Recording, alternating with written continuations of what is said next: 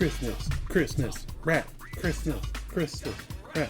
Go Santa, go Santa, go, go Santa, go. Oh, hey, what's up, everybody?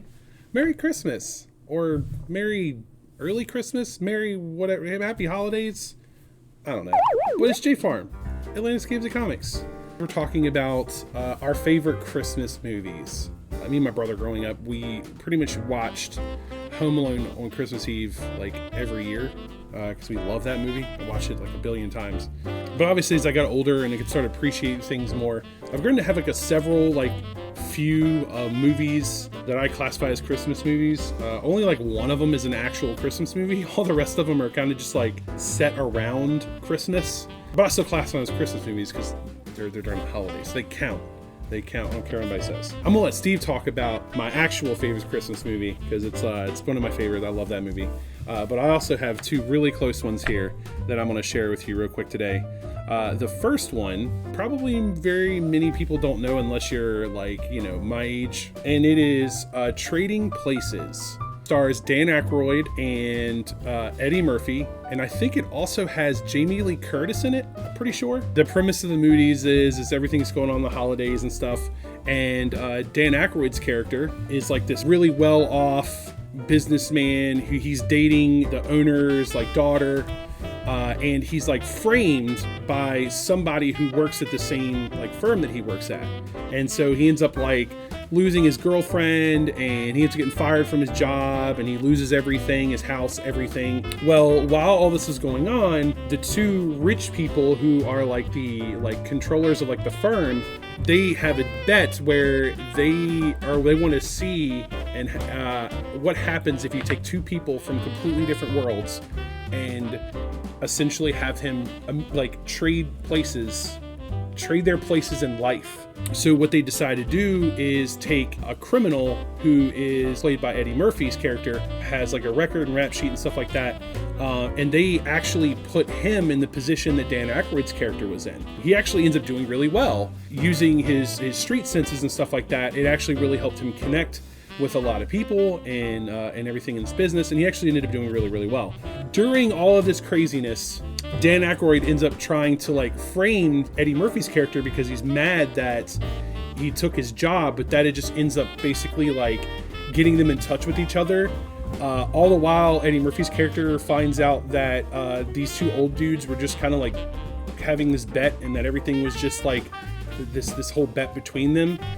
Dan Aykroyd and Eddie Murphy's character, they essentially plot this cool little scheme where they make this this particular stock, I think it was oranges or something like that, to falsify the reports for these oranges so that way they could buy them for cheap and make a huge profit and game the system. But Eddie Murphy and Dan Aykroyd's character figure this out, do a secret plot where they actually allow for the real report to get shown, all the while they start buying up all these orange deals that are being sold, and so basically in the end, it's found out that there isn't this crazy shortage, and so orange prices skyrocket back up, and Dan Aykroyd and Eddie Murphy's character make a ton of money, all the while the rich guys who went all in on this are essentially bankrupts.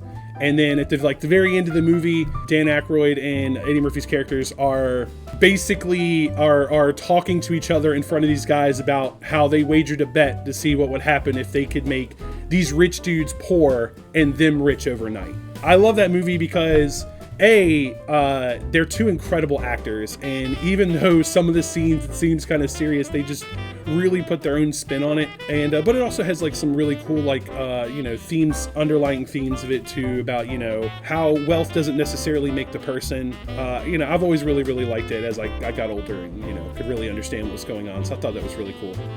So definitely check out Trading Places. It's definitely one of my favorite holiday style movies. So I'm here to talk about my favorite Christmas movie, and it is How the Grinch Stole Christmas.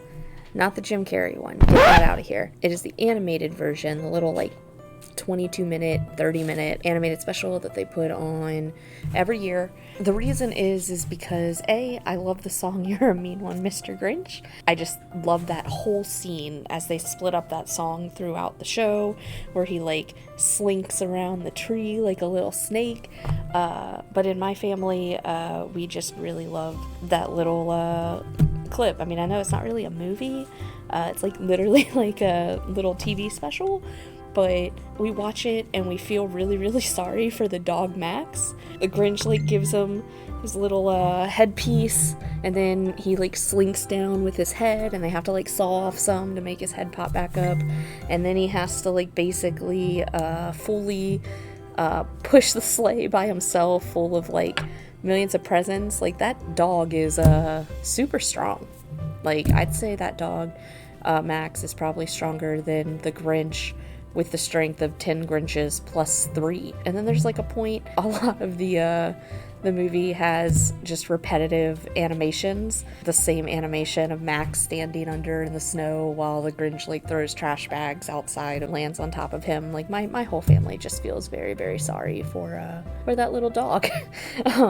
That's pretty much all we ever talk about when we watch it is, oh, that poor puppy.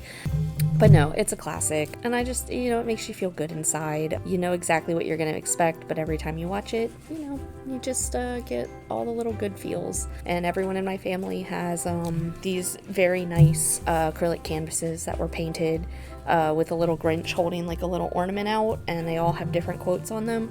So we all hang them up in our house, and it kind of makes us all feel a little bit closer around the holidays, especially this year. That is my favorite Christmas movie, and I'm looking forward to watching it multiple times here in the next few days.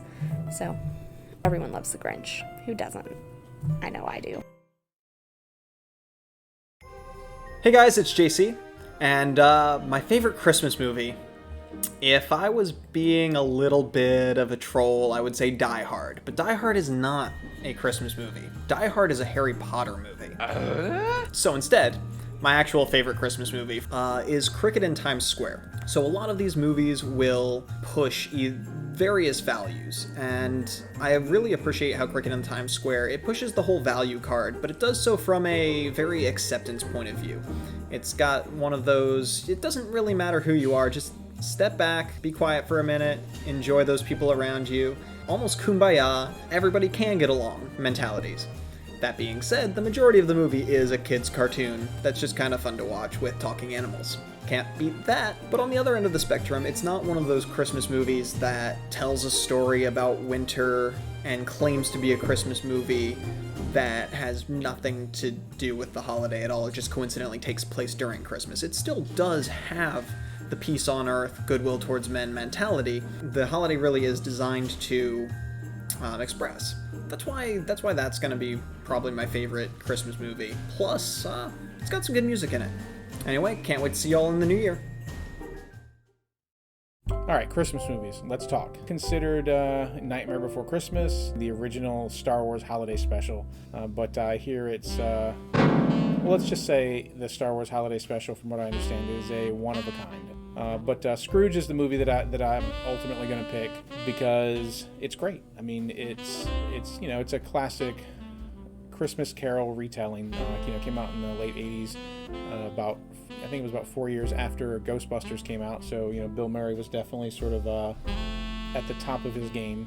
That story, everybody's familiar with it. Three ghosts visit, generally someone that's not in the Christmas spirit. Bill Murray's executive at a television network, and they're trying to make a live movie, like live television of the Christmas Carol on Christmas Eve, I think, or Christmas Day.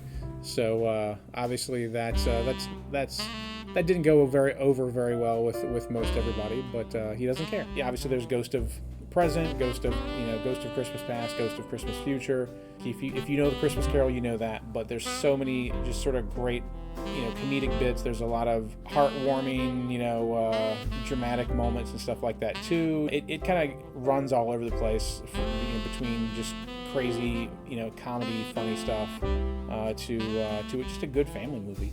I don't want to, just give everything away, but I have to assume that most of you guys have seen it. If you have seen it, watch it again.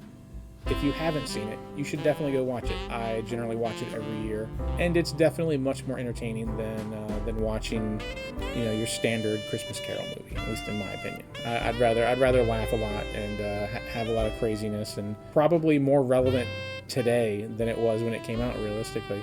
But so yeah, Scrooge. That is definitely my pick for the movie. Go force some family time this Christmas, and have some fun.